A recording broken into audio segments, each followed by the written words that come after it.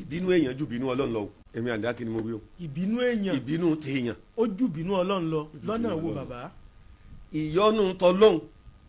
ń ló ju ìyọ́nú tèèyàn lọ ṣùgbọ́n ìbínú èèyàn ó ju ìbínú Ọlọ́run lọ. Allahu Akbar. kí ló dé àwọn ọ̀nà tọ́pọ̀ ni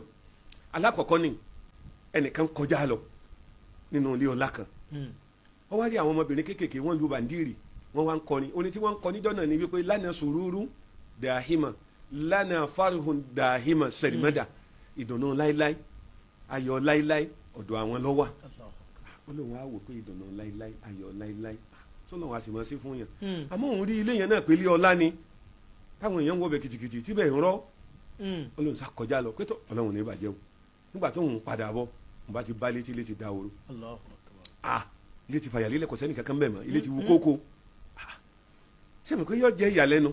láwọn tí ń kọrin. alhamdulillah adúpẹ́ fún Allah subhanahu wa ta'ala atọ́rọ ìkẹ́ àti kẹfà Ànábì wa Muhammad sallallahu alaihi wasallam ìkẹ́ Allah azza wa jal atọ́rọ alẹ́ ìjẹta rẹ̀ kó mọ́ bá Ànábì wa Muhammad kó mọ́ bá wọn ará lè rẹ̀ kó sì mọ́ bá wọn sàhábà rẹ̀ ẹ̀mọ̀ yawa nínú Islam lórí súnà Ànábì wa Muhammad sallallahu alaihi wasallam akira wa ikú assalamu alaikum wa rahmatullahi wa barakatuhu. Na'am, gẹ́gẹ́ bá ti máa ń sọ fún wa pé nínú dáadáa tá lè ṣe fún wa wọn náà ní pé àwọn ọ̀rọ̀ lórí ibi tá ń sọ yìí ẹ má ṣàmì bá wa tàn ká kí àǹfààní rẹ̀ kó lè wá ṣe kíni kí ó lè wá kárí. Kí alọ́bẹ̀ẹ́ dà kó jọ kó bá wà fọ̀nà mọ́ àwọn Súfì yìí. So èyí aláìmọ̀kan àfà Handaki ìmọ̀ tí àwọn èèyàn tí wọ́n ń gbé máìkì fún pé kó máa sọ̀rọ̀ sí oye torí ọ̀rọ̀ bí òdo ọ̀rọ̀ bí ọ̀rọ̀ tí ò fẹsẹ̀ múlẹ̀ ọ̀rọ̀ bí ọ̀rọ̀ kan tí ò bọ́pọlọ mú àwọn ọ̀rọ̀ rúnrún òun lẹ́ni yìí máa ń ṣe kí ni lẹ́ni yìí máa ń pọ̀ jáde lẹ́nu kí ọlọ́bẹ̀ dá máa sábà ní fọ̀nà mọ́. So ọ̀rọ̀ tí àfáà yìí sọ yìí ẹ máa nínú ẹ̀sìn wa tá a bá sọ fún yín pé ọ̀rọ̀ yìí ó mú kúfùrù dání ṣé ẹ ní kò ní dàbá kan létí ẹ mọ̀ pé ọ̀rọ̀ tẹ́ni yìí sọ yìí ó mú kúfùrù dání ẹ mọ̀ bẹ́ẹ̀ ìsọ yìí pé ìbínú ọmọ ènìyàn ìbínú èèyàn ó ju ìbínú ọba tó dá wa lọ ẹ mọ̀ pé kúfùrù ni ẹ mọ̀ dí tó fi jẹ́ kúfùrù èyí ló fi jẹ́ kúfùrù ní pé al-ghadabu sifatun min sifatillahi azza wa jal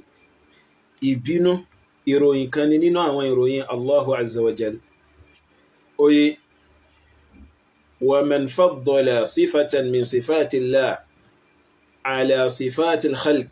أو شبه صفة من صفات الله بصفة الخلق فقد كفر ẹni tó bá wá gbé ọlá fún ìròyìn ẹ̀dá tálọ́bẹ̀ dáadáa lékè ìròyìn Allahu subhanahu wa ta'ala oye lékè ìròyìn ọba tó dá wa àbíkẹ́ ó fi ìròyìn Allah ó fi wé ìròyìn ẹ̀dá ó fi wé ìròyìn ẹ̀dá tálọ́bẹ̀ dáadáa ó tọ̀hún ti ṣe kèfèrí. So ìsọ pé ọmọ ènìyàn bínú ju Allah bẹ̀ dà lọ àbí ìbínú ọmọ ènìyàn le ju ìbínú Allah bẹ̀ dà lọ so yàtọ̀ sí kó jẹ́ wíkúwí kúfùrù tó ní gbólóhùn yẹn kúfùrù ni ó yí báyìí so ìbínú Allah bẹ̀ dà kò sí nǹkan kan tá a lè fi wé tá a lè fi jọ dèpòdépò táti ẹ̀wá tún gbé ìbínú nǹkan yẹn lékè ìbínú ọba tó dá wa kò sí oye kẹ́yì ẹ máa nínú ẹ̀sìn wa kódà ìbínú ànábì sọ̀sẹ́lẹ̀mù ní ànábì ìbínú rẹ̀ ànábì sọ̀sẹ́lẹ̀mù kẹ́ ìbínú ẹni àwò ànábì sọ̀sẹ́lẹ̀mù ẹni tó wá sí pé a máa ní sùúrù oníwà rẹ̀lẹ̀ oníwà tútù ọ̀là ànábì sallallahu alaihi wasallam oye àmọ́ ànábì sọ̀sẹ́lẹ̀mù tó bá bínú nínú gbogbo tán lọ́bẹ̀ẹ́ dáadáa kò tí ì sí ẹni tí ìbínú rẹ̀ tó ìbínú ànábì lánàbì gangan àti ìsọ Allahu subhanahu wa ta'ala ànábì tó bá bínú ojú ànábì ó sì máa pọ́n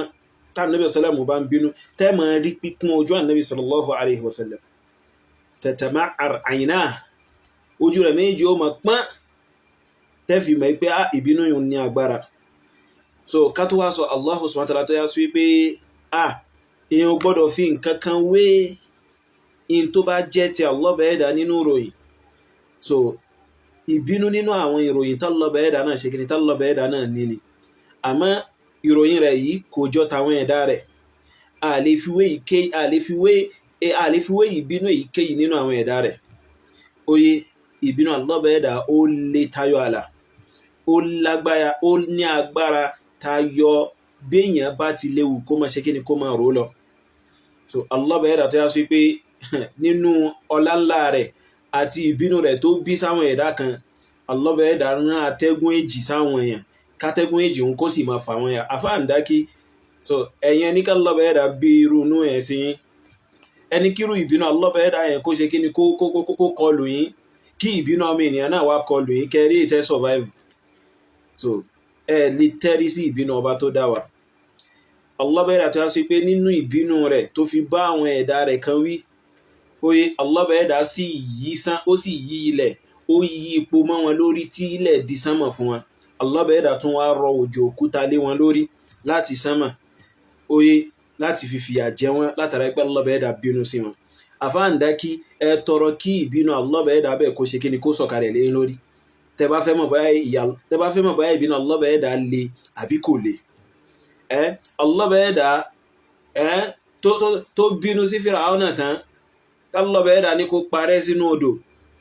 tí Fíráúnà sọ pé tọ́ ní ìsìn ohun ti rí pé tọ́ kò sí nǹkan kan tó lẹ́tọ̀ọ́ sí ìjọsìn àfi ọba tí àwọn Bani Israel tí wọ́n ṣe kí ni tí wọ́n gbàgbọ́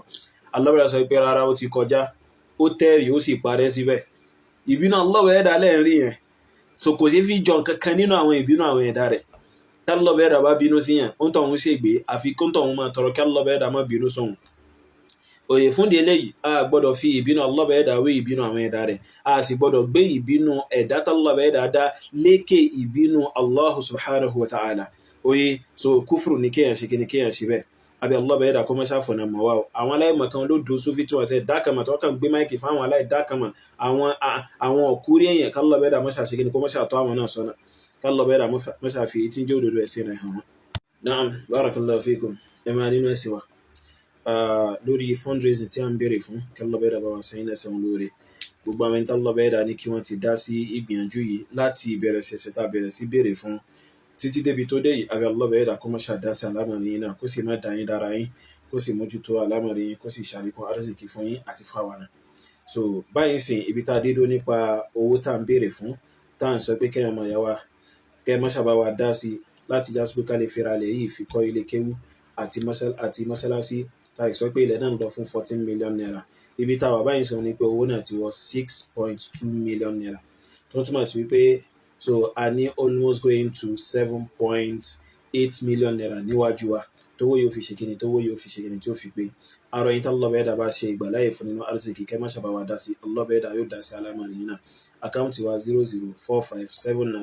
0045790267 Unity Bank Shehu Ahmed Yusuf.